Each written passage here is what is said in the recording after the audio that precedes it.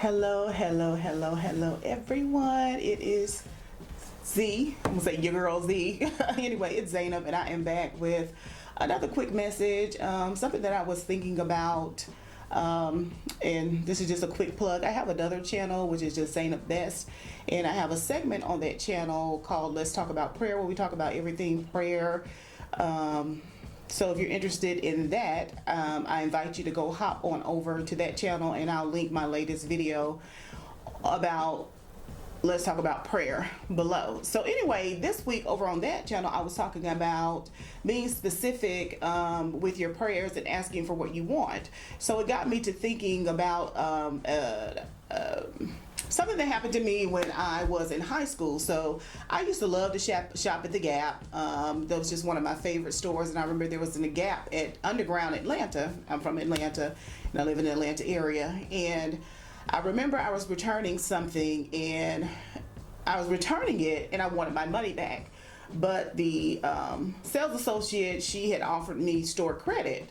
Now, instead of me saying, well, I would prefer to have my money back, I just began to get an attitude and roll my eyes and all this kind of stuff. And see, I learned a great lesson that day. So the sales associate, she was an African-American woman, and I don't know if she was a manager or whatever, but she stopped me, and she gave me a lesson. And she just told me, she said, if you would prefer to have your money back, all you have to do is ask, and we can do that for you. And I never forgot that lesson, and I was thinking about it today, and I had to make sure the camera was rolling because all the time. So I was thinking about it today, and I was like, sometimes we do like I do. Even as adults, we behave the same way I did when I was in high school. Instead of asking for what we want, we get an attitude when it seems like a person is not meeting our needs, or it seems like a person is not understanding what we're trying to say. And instead of clarifying and being clear in our communication, we just get an attitude. We never tell the person, hey, this is what was bothering me, or this is what I was trying to convey.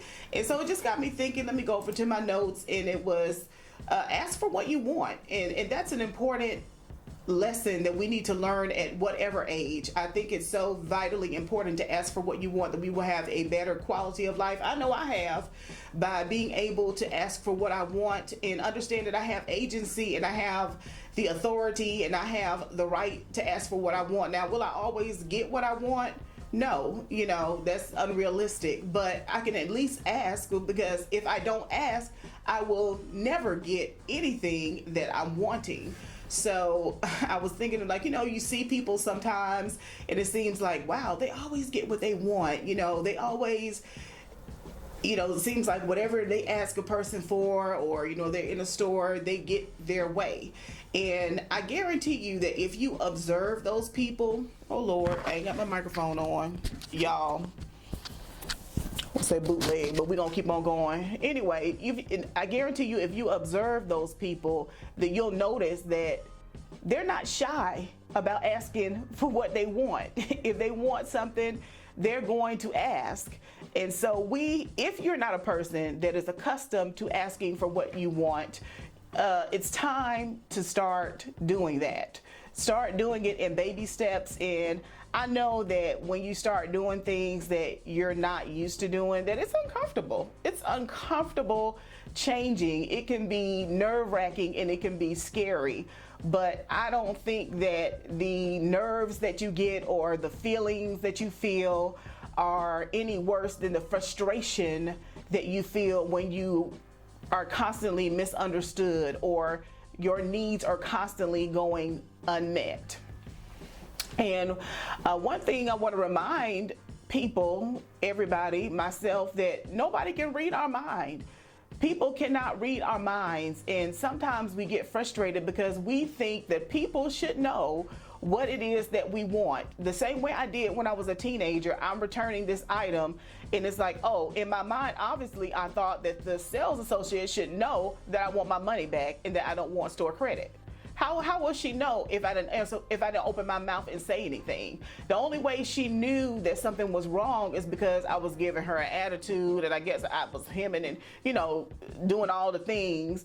And so that is the indicator that something displeased me, but I did not open my mouth and articulate what it is that I wanted, you know. So we've got to start doing that. And then another thing that, you know, the nervousness and the uncomfortable feelings that we feel, they're not going to be any worse than when we sit around and we have pity parties and we run back these situations and conversations in our mind, and you know, we talk with other people and just vent about how things did not go our way, and then we say things like, they didn't know that this is what I wanted. They didn't know that that is what I wanted. And more than likely, they didn't know.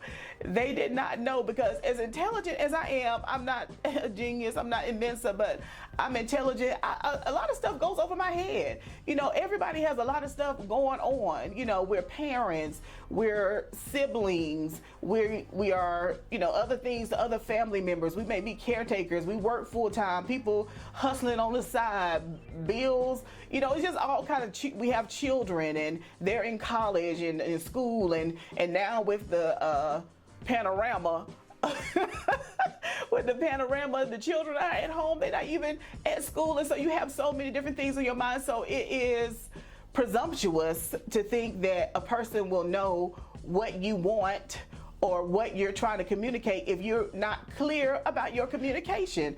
Another example is, I remember when my son was little and he would do this, and I had to break him of this habit, because I had to teach him that, look, if you want something, you need to ask for it. You need to be clear in your communication. So for example, and I think this was an actual incident that happened. I think we were sitting down eating, we may have had sandwiches, and I had tomato on my sandwich and he wanted a tomato. But instead of him asking me like, Mom, can I have some tomato on my sandwich too, or I'd like to try tomato on my sandwich, he started asking me all these questions about a tomato. Like, oh, you have a tomato on your sandwich? And I'm like, yeah. You like tomatoes? And so I picked up that he probably wanted a tomato. And so I just told him, I said, look, well, my son's name is Jason. I said, look, Jason, I'm like, do you want a tomato? If you want a tomato, all you have to do is ask. Don't ask all the questions around what you want without asking for what you want, because if my mind was somewhere else, if I wasn't picking up what he was putting down, I wouldn't even thought about a tomato. I would not have even thought that, oh, he's trying to ask me for something that he wants. I would have finished up with my sandwich, put my plate in the sink, and went on back to my room to watch a movie, and he would not have gotten what he wanted. Now, you know, a lot of people, I put that type of communication in the box with passive aggressive communication, which is something I totally dislike, because I'm like, look, just come out with it. I cannot read your mind. I cannot pick up hints, and neither can other people. And so what happens is we have pity parties and say we're misunderstood and people are not understanding us, and you know, they should have known what we wanted, but we never did clearly communicate what we wanted. Even when you're having conversations with people, and you're conversing, and then neither person is understanding what the other person is saying. I've had conversations with people, and to this day, and these are conversations that are years old, to this day, I have no idea what the person was trying to communicate with me. They end up getting mad, getting an attitude, getting off the phone, and then when I ask them, hey, what happened? They never say. And I'm like, okay, I'm not a mind reader. I can't, you know, I don't do hints. I'm the worst person. I am the worst person. Listen, hear me, internet. I am the worst person to try to throw hints at. I'm not going to, by the time I pick them hints up, I'll be halfway around the world. It'll be in some months later, and I'll be like, oh, was this what that person was trying to say? I don't pick up hints. And so to assume that a person is going to be able to pick up your hints that you're throwing or read in between, I'm not a good person to read between the lines. I don't read between, I can't read between the lines. I can't do it. And a lot of people can't either. And so you do yourself a disservice, in the relationship a disservice, because you never come to an agreement or an understanding, and then you walk away with an attitude and the other person walks away confused. And depending on the person's personality, they could be like me. Like, I'm the type of person is, hey, you hang up the phone on me, you get an attitude with me, and I don't understand what happened, and you won't, I ask you and you don't explain, I'll keep it moving, sweetheart. Now, some other people, they may come to you and be like, oh, you know, it seems like there was a misunderstanding. What was going on? What were you trying to say? I'm not sure. That takes a lot of energy. And so I feel like if you value your relationships, or if you want to cultivate and build healthy relationships, that you owe it to yourself and you owe it to other people to not be a drain.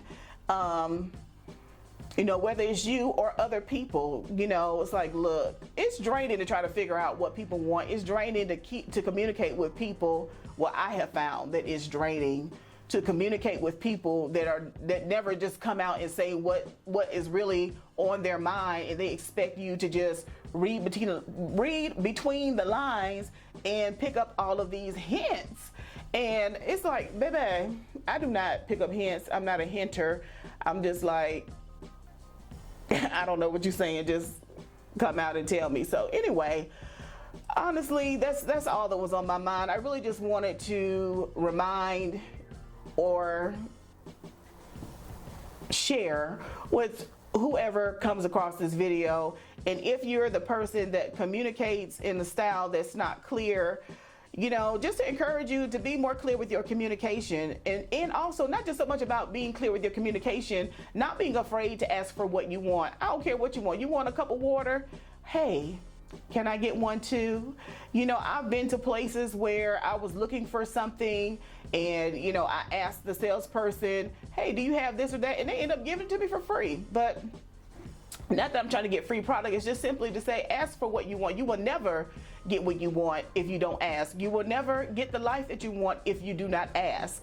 I mean, there are so many advantages and so many benefits to asking for what you want. All a person can say is no. And if one person says no, you can ask another person and they may say yes. So I feel like it's just that simple. I think it's a great habit to have. I think it's a great practice to live by, and that is asking for what you want. You know, you deserve the life that you want, just like the life that you desire, just like anybody else. And again, like I said, sometimes we're sitting on the sidelines and we are looking at other people and we're wondering how they're getting the things that they want. And a lot of times it's just because they were willing to ask. So anyway, until next time, toodles.